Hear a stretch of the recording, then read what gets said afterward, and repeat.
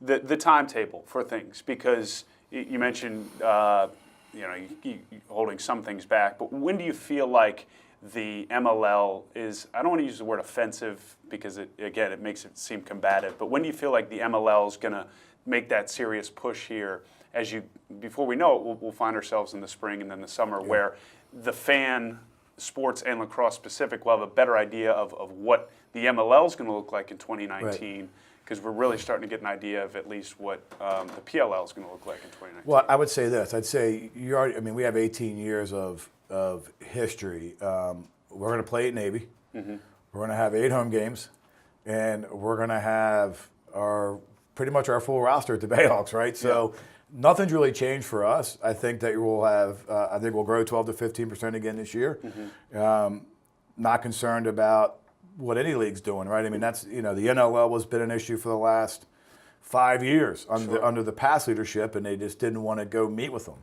So the first thing I did with Sandy and Nick was, let's go meet. Mm-hmm. Let's go break bread and talk about how we support each other, not engulf each other. Yeah. Why? Because our sport's not big enough for this. That's 100% right. So the June 1st date was a big piece with the NLL around how we wanted to make sure that we support each other. I really like Nick at the NLL, the commissioner. I think he's a sharp guy.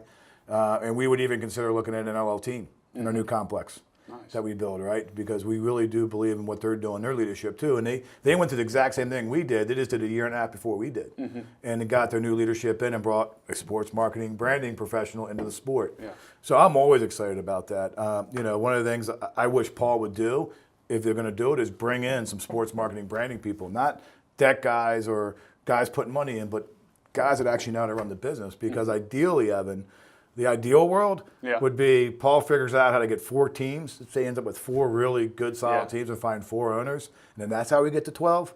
Great. That's interesting.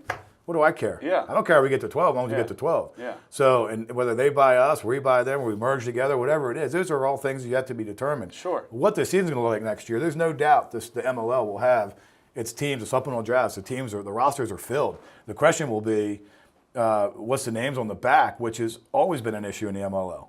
Right? Yeah, week to week. It hasn't been as a broadcaster, it can be a if you challenge. peel away the emotion of Let's get rid of the blood jersey, by the way. Right, yeah. Wait, but if you peel away the emotion of it all, Evan, the MLL hasn't changed. You're going to see more consistency of the roster than you've ever seen. Mm-hmm. Comes back to that predictability.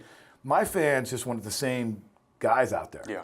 They don't so much care. Again, from 10, I only have one guy left, Matt Abbott. Yeah. All right, from all 3 championship teams. Right, so those names changed. The Dixons, the Hunts, those all, they're gone. Mm-hmm. Okay.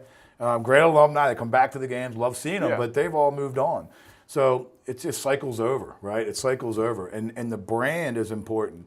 But they want to see full rosters from training camp all the way through. That's one of our fans' biggest complaints. It wasn't, I want to see this guy all the way time. And makes a lot of sense when you think about it. Well, it's about the community, right? So if you want to vote for a guy, you don't want to vote for him for 3 games. Mm-hmm.